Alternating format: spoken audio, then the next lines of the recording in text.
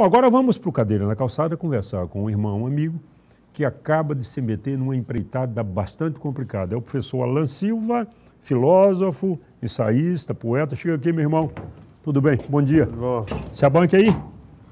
Bem, o Alan é meu parceiro de Cara Alegre do Piauí, é um irmão, um amigo. Já fizemos coisas juntas, vamos fazer muitas outras coisas juntas. Essa aqui não, essa o Alan fez sozinho. O Alan fez uma tradução e escreveu um artigo de fundo para o livro O Pequeno Príncipe de Saint-Exupéry, a terceira obra mais lida no mundo. Perde para a Bíblia e o Corão. Alan, me diga uma coisa. Existem muitas edições feitas no Brasil e algumas de boa qualidade por intelectuais de nomeada. Como é que você meteu nessa empreitada, rapaz? Seguinte, eu já leio a obra do Exupéry há bastante tempo. E esse ano ela passou ao domínio público, o Leonardo me procurou, sabendo que eu era leitor da obra do Exupéry, e perguntou se eu faria uma tradução desse livro. Eu disse a ele que faria, mas que ele não teria condições de concorrer com o mercado nacional, tendo em vista que saíram dezenas de edições, como você acabou de falar, algumas das quais feitas por escritores de renome, como Ferreira Goulart e outros, e que eu era um anônimo. Então a gente teria que fazer uma edição diferente das demais, cujas tiragens são enormes, são 100 mil livros por aí, com distribuição ampla no país todo. Nós teríamos que fazer uma edição diferente, uma edição que não tivesse um apelo comercial e que promovesse a obra. Então nós fizemos o quê? Uma edição bilíngue, com uma nota ensaística, esclarecendo o teor do livro, né? Porque esse livro ele tem uma recepção um pouco que equivocada no Brasil. Bom, o Alan acabou de falar uma coisa interessante. Nesta edição traduzida por ele, além de você encontrar a versão em português, o texto em francês está ao lado, e ele escreveu uma nota introdutória para que você situe o Saint-Exupéry no contexto da literatura ocidental naquele momento, e isso que ele acabou de falar. Esse livro, a despeito de ser uma obra conhecida no mundo inteiro, respeitada no mundo inteiro, no Brasil virou objeto de piada. Era o chamado livro das misses, porque reduziram o livro a 2 clichês. Serás eternamente responsável pelo que cativas, a conversa da raposa com o príncipe. E a outra é ninguém vê com os olhos, ninguém vê bem com os olhos, só se vê com o coração. Ora, isso é burro demais. Esses 2 clichêzinhos não esgotam uma obra. E o Alan falou uma coisa bastante interessante. Não se trata de um livro infantil. Não se trata de um livro infantil. É um livro que vai exigir, primeiro do professor, alguns conhecimentos, principalmente do existencialismo que existia à época, e mais, as metáforas, os personagens que aparecem no livro não foram escolhidos por acaso. Alan, você percebeu isso com muita clareza e você não fez concessões na sua tradução. Claro, Sinésio, a minha ideia era dialogar com o texto original, com o contexto da época e com o autor. Só poderia fazer isso quem tivesse um conhecimento do conjunto da obra do autor e do contexto da época. Então, com base nisso daí, eu fiz digamos, uma tradução que não é anacrônica. Ela mantém um diálogo com o autor, o apelo não é comercial, o apelo não visa o lucro, mas visa promover a obra e promover a cultura do autor, que também é a língua francesa, está aí, sendo promovida de certo modo. Essa é a primeira edição bilíngue feita no Brasil, não tem nenhuma outra que eu saiba. Então, nesse contexto, Sinésio, nós fomos ver o existencialismo, porque o existencialismo era a filosofia que na França, no período da guerra, estava em pauta, porque a questão humana, o destino da humanidade diante do nazismo, e a guerra não tinha sido ainda. Ele morreu e não viu o fim da guerra, né? era uma incógnita para a humanidade o que seria dali para frente, né? Então esse livro é um livro ontológico e ético, uma reflexão ética e ontológica, que visa o quê? Combater os princípios do nazismo, que era baseado no princípio da identidade, e promover os princípios cristãos, porque Exupéry, ele era declaradamente cristão, e nesta obra aí ele traz todos os princípios cristãos que já estão diluídos nas outras obras dele. Aí, nesse livro, é o livro da maturidade dele.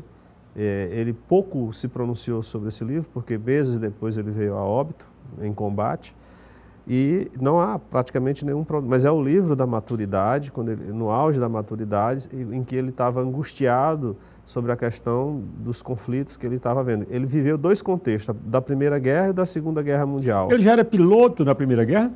Não era. Não, ele nasceu em 1900, né? Uhum. Mas ele viveu o quê? Os preparativos... De 14 a 18?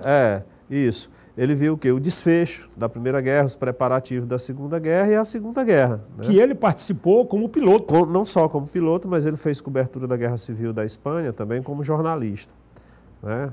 Ele, Hemingway e outros tantos. Né? Então ele participou ativamente disso tudo. Né? Ele só viveu um contexto de guerra, nasceu dentro de um contexto de guerra e morreu dentro de um contexto de guerra. E a obra dele inteira reflete a guerra, todos os livros dele. Bom, o Josué tem um filho, o Luiz, já esteve aqui, até tocou aqui no programa. Não sei se o Luiz tem 7 anos, acho que o Luiz não tem nem 7 anos ainda, aprendeu a ler agora. E na escola dele, Alain, foi adotado o Pequeno Príncipe. Evidentemente, o professor ou o diretor da escola não leu o livro, né, Alain? Não leu. O Ferreira Goulart, ele fez uma tradução desse livro. Na realidade, ele fez uma adaptação para as crianças mesmo, porque ele entendeu o quê?